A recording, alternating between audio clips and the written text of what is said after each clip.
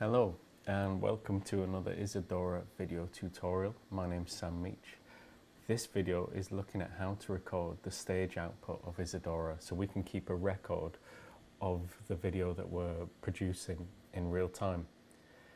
Now Isadora is different to a video editing program. We're not working on a fixed timeline and therefore we can't simply get everything in place and then export it as you would in a usual video editing program. This is much more dynamic, flexible way of working with video. Everything's changeable. In a sense, it's a system rather than a video, and everything's being rendered in real time. But what we can do is we can record a capture of what we're sending to the projector as it's happening. So Isadora provides a couple of ways which we're going to look at within the program. There are of course other tools you can use, such as QuickTime if you want to record the whole of your screen or just a portion, but I'm going to look at the tools that Isadora provides in the interface to capture exactly what you're sending to the screen. So in this first scene, I've got a movie playing, I've got some fireworks being sent through a couple of effects until I've got this nice inverted pixely firework going on.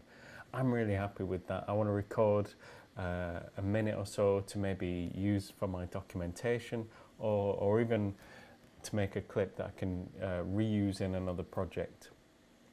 The first thing I'm going to do though is tell Isadora just what settings I want to record the stage. So if I go to the output menu and go to record stage settings, let's move me out of the way. At the top we've got some options to do with the encoding. So I've left it at QuickTime Movie. By default, Isadora might suggest a JPEG. I'm going to change that to H.264, but you've also got the Apple ProRes there if you're working on a Mac. I'm going to leave the quality at 75%. And let's leave that for now. And more importantly, we need to choose which stage we're recording. So I need to make sure I'm recording this stage and not this stage, because I'm not ready to put myself into the basis of a project. So let's choose stage 1, and the record size I've set as custom here, 640 by 360, which matches broadly this, but you can choose full, or if you're sending your stage to a HD screen, you can set that to record full size, but that will have an impact on the processing. I'm just recording a clip, so I'm happy with this size as we are. So click OK, and next let's tell Isadora to start recording. So again, output, start recording stage, or Shift Command M, and we get a little menu here. So I'm going to call it Firework Pixels. Press save. Now before I do this, let's just note down here we've got the load, my processing power. I can hear my fan going because I've got other things open, but I'm around 27-29%. That's probably going to go up. So let's press save, and now we can see this red recording icon saying flashing stage. And actually, do you know what? I thought my load would go up. It's gone up a tiny bit, but not that much. That's a good sign. If I was recording at a larger size, that would go up a lot more, but you know, I'm still in the green. I can deal with that. So I'm recording a section, and when I want to stop, I can either use the same shortcut, or I'm going to just go to the menu, output, and stop recording stage. So let's do that. Where's it gone? Well, let's go to my desktop, and oh, it's not the desktop. I told it where to go, didn't I? Here we go, Firework Pixels. So here we have the movie. That's a nice recording of the stage. There may be some things I could tweak in the compression, but that's something to play about with. But in terms of a decent basic recording, I'm happy with that. And that's at 10 megabytes for just under a minute. So that's that's one way to record the stage. The second way, let's go to another scene. Let's record something different. So this time I'm going to record something from the live camera. So I've got my camera coming in. Again, it's coming in at I think 640 by 360. Let's just check. Yep. And I'm really happy with this look. You know, maybe I want to do some dancing. I want to show this to people and say, hey, look at this cool system that I've set up. Or I just want to turn it into a piece of media. So this way is focused on maybe capturing something within Isadora and using it straight away. So this tool is, I think this is new to Isadora 3. It's called Capture Stage to Movie. So it brings up this actor. Again, at the top, we can choose which stage. I want to choose stage 1.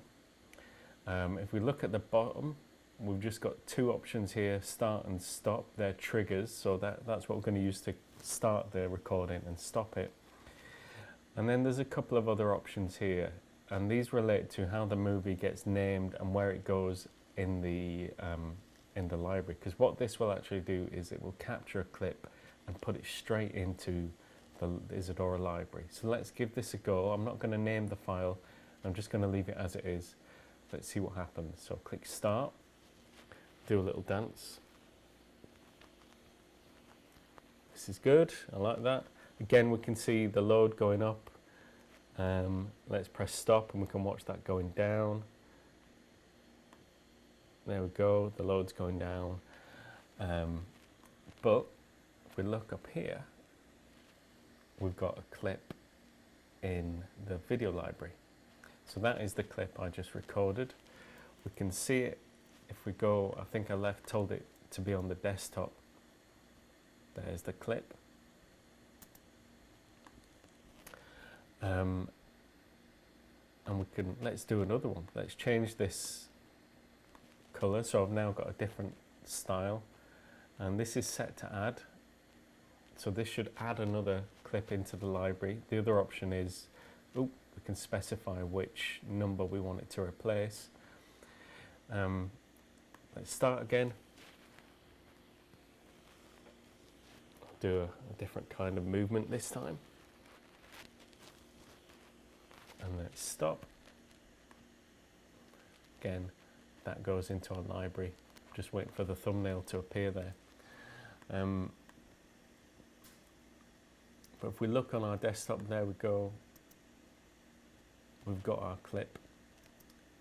So I can even go back into my first scene and I could just use those clips straight away. Oh, I'm applying effects onto something that's already affected. There we go. But that's a good point as well. That actually, you know, I've got something that's layered with effects, and now I can sort of double those effects up. So I've got this third aesthetic going on. Yeah. So that's it. Have a play. Obviously, there's lots of small settings you can tweak regards compression. There's a little bit more to the capture stage to movie actor that I've not really gone into detail with, but I just wanted to show you, hopefully you've got the basics there of how you can at least capture and work with your media. The last thing I'll show you is, I'm going to go to close this file and it'll bring up a warning. Do you want to permanently delete from the hard disk all of your temporary media recorded during this session? This is not undoable. So that would essentially delete these new files from Isadora and also from the hard drive. So I'm going to click cancel here because I'm not going to close it now. But you know, you need to make sure that you click the right one, that you don't delete them if that's the not your preference. So I'll click cancel. Okay, I hope that was useful. I'll see you again for another session.